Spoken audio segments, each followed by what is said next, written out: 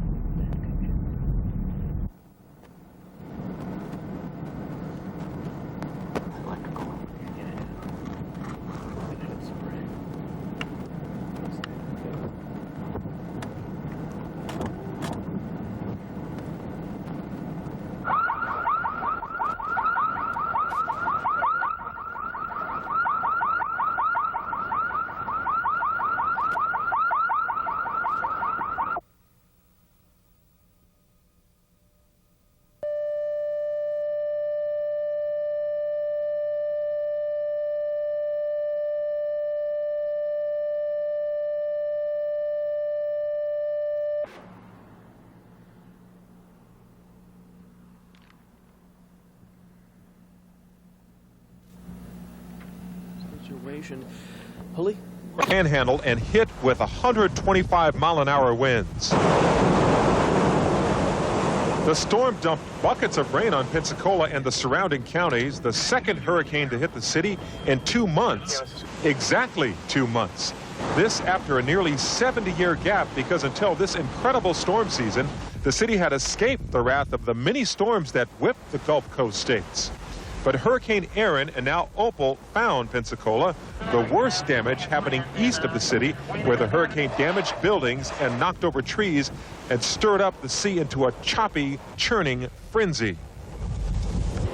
It started as a storm of historic proportions, packing winds of nearly 150 miles an hour as it spun around a tightly formed eye out in the open ocean.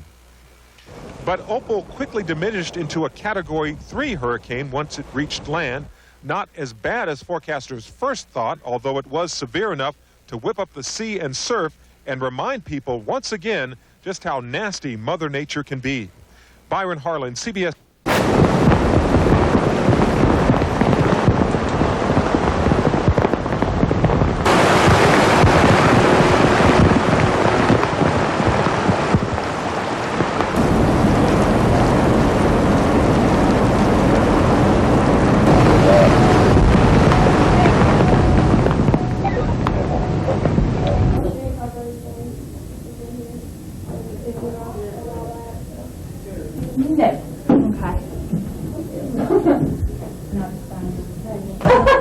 I'll carry you. Okay, thank you.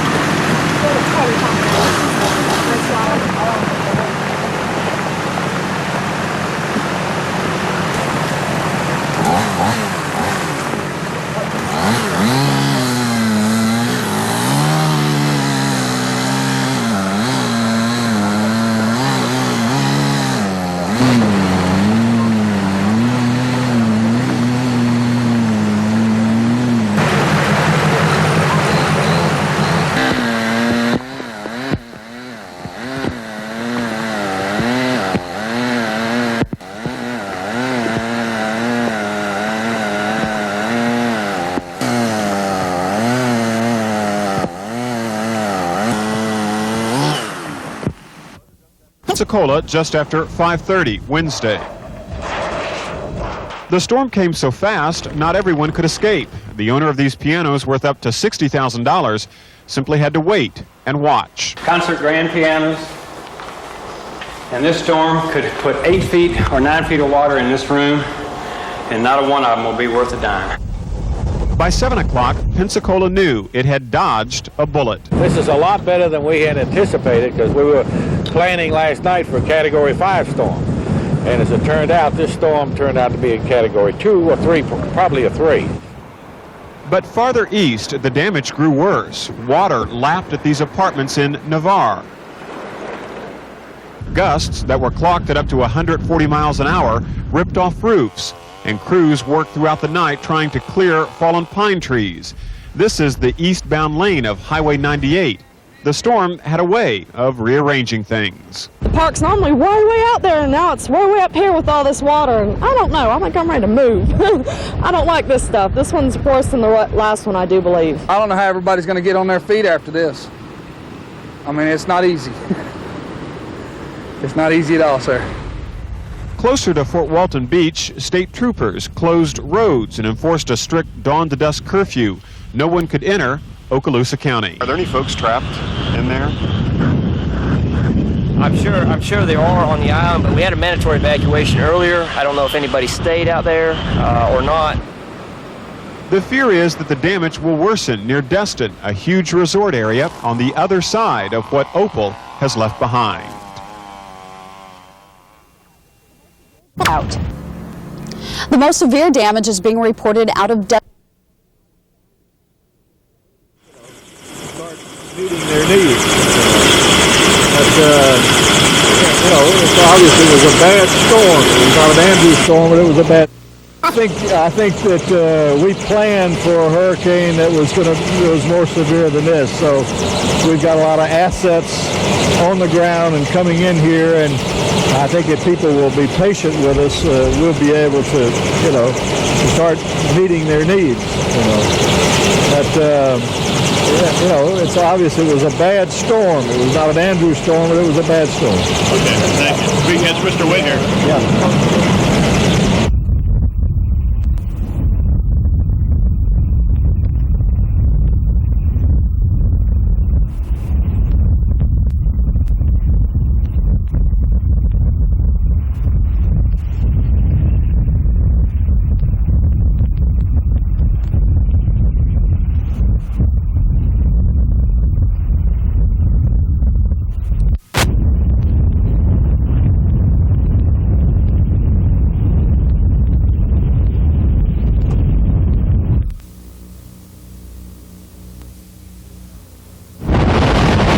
Hurricane Opal ripped this restaurant in two and washed half of it out to sea. Billy Thunderheart watched it happen. Pilings, all these concrete blocks, it was flying. And there was a house right over here just engulfed in flames, and it was just blowing embers everywhere. The Red Cross and emergency disaster teams began assessing the damage. It'll take days to know the full scope of this disaster, but right now they say it's at about $1.8 billion. Well, the first thing that goes through my mind is I'm very, very pleased, happy, and thankful that wasn't a residence and there was no person involved in that damage. That's repairable.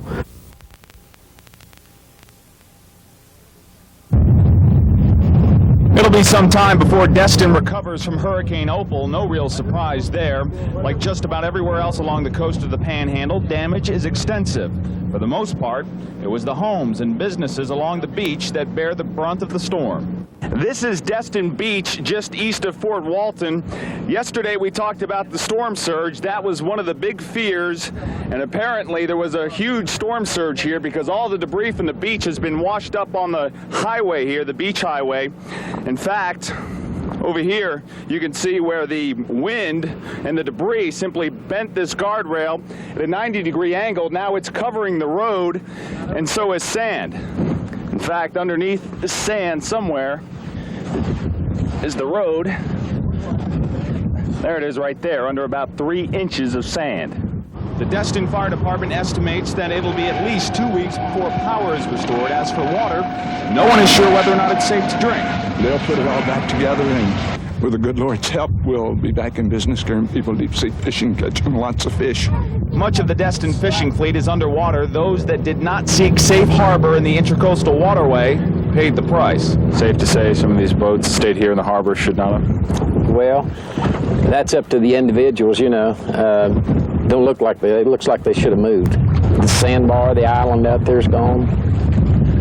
It don't look good, guys. From the, like, second story or something of that restaurant that you were in?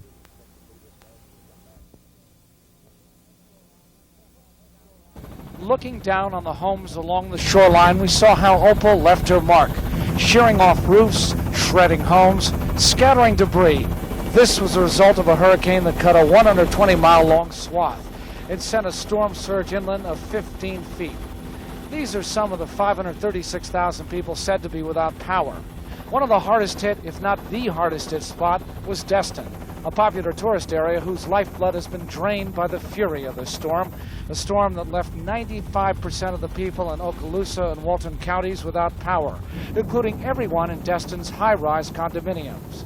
In lower-rise condominiums, Opal peeled off roofs, caused damage similar to Hurricane Andrew of 1992. And today, some people return to remove what was left. Opal sunk boats and hurled others up onto dry land. In some cases, there was so much debris you could not tell what used to be here. Opal took its toll on marina after marina along Route 98.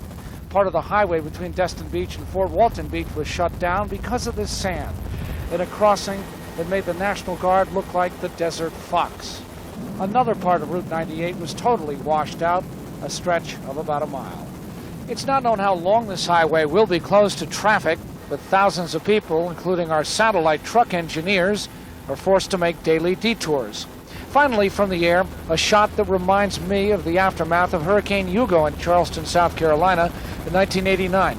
Hundreds of people lined up at a Winn-Dixie, the only open supermarket in Fort Walton Beach, lined up to get water and ice, precious commodities here in the Panhandle.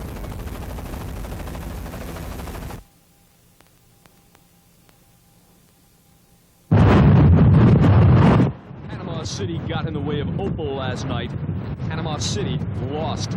You and your wife operate this place? My family does, yeah. This hotel owner says in all the years his family and he have owned this business, he has never seen damage like this.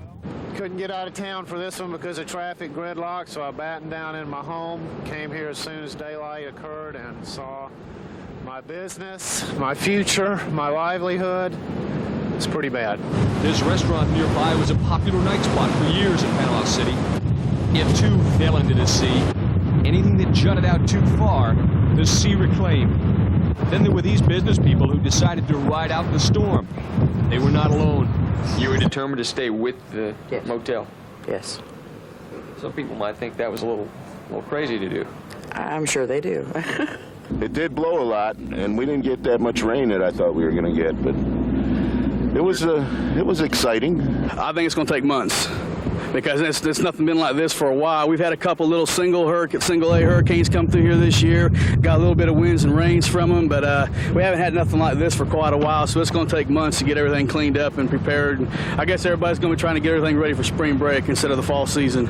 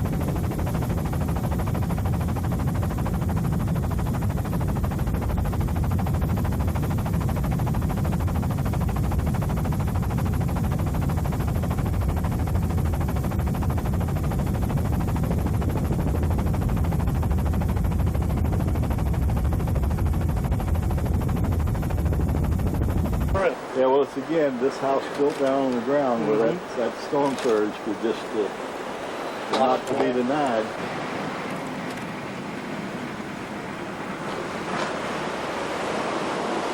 That water right in there? Yeah. Used to be playgrounds, it was high, it was rolling. Now it's... Even had some kind of dunes like that's that. little dunes, yes sir. Doesn't have any dunes or anything left.